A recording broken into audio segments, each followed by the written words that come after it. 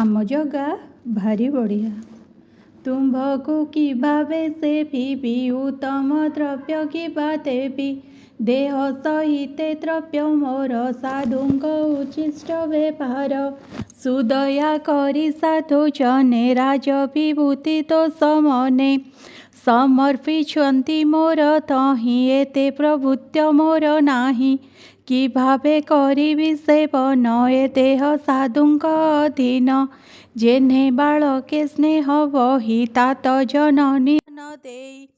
ପୁଣି ନ କରନ୍ତି ଗ୍ରହଣ, ଏ ସର୍ବ ତୁମ୍ଭର ଅର୍ପଣ।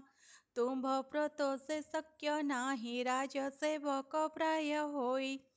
ତାଙ୍କୁ ତାମ୍ବୁଳ ନିଯୋଜନ୍ତି, ମଧ୍ୟରେ ସେବକ ବୋଲାନ୍ତି। ସେ ଅନୁମାନେ ମୋ ବିଚାର, ଯେ କିଛି ଦ୍ରବ୍ୟ ମୋର। ପ୍ରାଣ ତନୟ ଆଦି ଯେତେ, ରାଜ ବିଭୂତି ସହିତେ। ଅପରେ ଚତୁରଙ୍ଗ ବଳ, ସମର୍ପି ଅଛି ମୁଁ ସକଳ। ଏଥେ ମୋ ନାହିଁ ଅଧିକାର, ଦେବେ ବିହିତେ ବ୍ରାହ୍ମଣର। ଯେ ସର୍ବସେନା ଅଧିପତି, ଦଣ୍ଡ ଅଦଣ୍ଡ ରାଜନୀତି। ସକଳ ଲୋକେ ଅଧିକାର, ଏ ସର୍ବ ବେଦବିଦଙ୍କର। ସେ ବିପ୍ରେ ନିଜ ଧନେ ଶାନ୍ତି, ଜୀବଙ୍କୁ କଲ୍ୟାଣେ ପାଳନ୍ତି। ବ୍ରାହ୍ମଣ ଅନୁଗ୍ରହେ ଅନ୍ନ, ଭୁଞ୍ଜନ୍ତି କ୍ଷତ୍ରିୟାଦି ବର୍ଣ୍ଣ। ବ୍ରହ୍ମା ସର୍ଜନେ ଜଗତେ, ଅଛି ଅପୂର୍ବ ଦ୍ରବ୍ୟ ଯେତେ।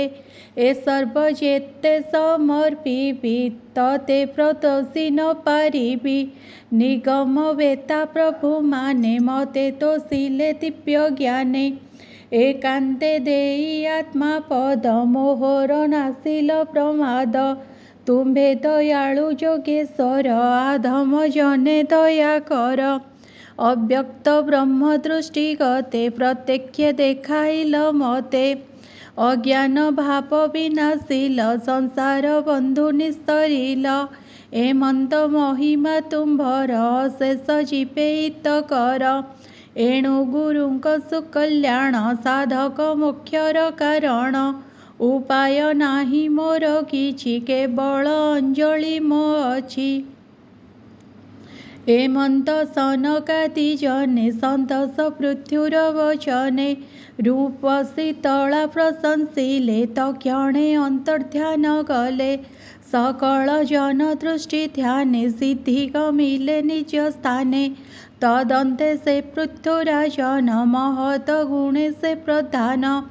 ଆଧ୍ୟାତ୍ମ ମାର୍ଗରେ ରହିଲେ, ସେ ଆତ୍ମଜ୍ଞାନେ ପୂର୍ଣ୍ଣ ହେଲେ। ଆତ୍ମାରେ କରି ଅବସ୍ଥିତି, କାଳରେ କର୍ମାଦି କରନ୍ତି। ଯେ ଦେଶ କାଳ ଯଥୋଚିତ, ଯେ ମନ୍ତେ ଅଛଇ ବିହିତ। ସେ ଅନୁସାରେ କର୍ମ କଲେ, ବିପ୍ରଙ୍କୁ ଦାନେ ପ୍ରତୋଷିଲେ। ନିଜ ପରଜା ଗଣରାଇ, ଅତି ଆନନ୍ଦେ ଦୟା ବହି। କହନ୍ତି ଭବ ସିନ୍ଧୁ ପାର, ଅମୃତ ସୁସିକ୍ତ ମଧୁର। ହେ ପୁତ୍ର ସାବଧାନେ ଶୁଣ, ଯେଣେ ହୋଇବ ପରିତ୍ରାଣ। କହିବା ତାହାର ଉପାୟ, ଯେଣେ ଖଣ୍ଡିବ ମୃତ୍ୟୁ ଭୟ। ସକଳେ କୃଷ୍ଣେ ଆଶା କର, ଏ ଘୋର ସଂସାର ନିସ୍ତର। ଯେ କୃଷ୍ଣ ଚରଣେ ସେବନ୍ତି, ଏ ଭବ ଭୟ ନିସ୍ତରନ୍ତି। ଆମ୍ଭର ବାକ୍ୟ ଦୃଢ଼େ କର, ରାଜସ୍ୱ ଭୟ ପରିହର। ରାଜସ୍ୱ ଧନ ଧର୍ମ ଯେତେ, ଆମ୍ଭେ ପାଇଲୁ ତୋଷ ଚିତ୍ତେ। ଏମନ୍ତ ମଧୁର ବଚନେ, ପ୍ରଜାସି କହି ପ୍ରବୋଧନେ। ଅର୍ପଣ କରି କାମ୍ୟ ଫଳ, ନିବୃତ୍ତ ହୋଇଲେ ଭୂପାଳ। ମୁଁ ଆତ୍ମା ପ୍ରକୃତି ରୂପର, ଅଦକ୍ଷ କର୍ମ ମାନଙ୍କର। ଆତ୍ମାଙ୍କୁ ଏମନ୍ତେ ସେ ମଣି, ଗୃହେ ରହିଲେ ନୃପମଣି। ସମ୍ପଦ ପରିପୂର୍ଣ୍ଣେଛନ୍ତି, ଇନ୍ଦ୍ରିୟ ଭୋଗ ନଇଛନ୍ତି। ଛାଡ଼ି ସକଳ ଅହଙ୍କାର, ବିଷୟ ଆଦି ଯେ ବିକାର। କୌଣସି କର୍ମେ ଲିପ୍ତ ନୋହି, ସୂର୍ଯ୍ୟ କିରଣ ପ୍ରାୟ ହୋଇ। ଏ ରୂପେ ଆଧ୍ୟାତ୍ମ ଯୋଗରେ, କର୍ମ ଆଚରନ୍ତି ସଂସାରେ। ତାହାଙ୍କ ଅର୍ଚ୍ଚି ନାମେ ରାଣୀ, ପ୍ରତ୍ୟକ୍ଷେ ଲକ୍ଷ୍ମୀ ଠାକୁରାଣୀ। ପଞ୍ଚତନୟ ତାଙ୍କଠାରେ, ପୃଥୁ ଜନ୍ମାଇଲେ ବେଭାରେ। ଅଜିତ ଅଶ୍ୱ ଦ୍ରୁମ କେଶ, ହର୍ଯକ୍ଷ ଦ୍ରବିଣ ବୃକେଶ।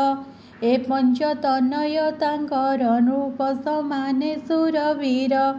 ଏବେ କହିବା ହେ ପିତୁର ରାଜାଙ୍କ ଯେ ଗୁଣ ପ୍ରଚାର। ଇନ୍ଦ୍ରାଦି 10 ଦିଗପାଳ ଏହାଙ୍କ ଗୁଣେ ସେ ଭୂପାଳ।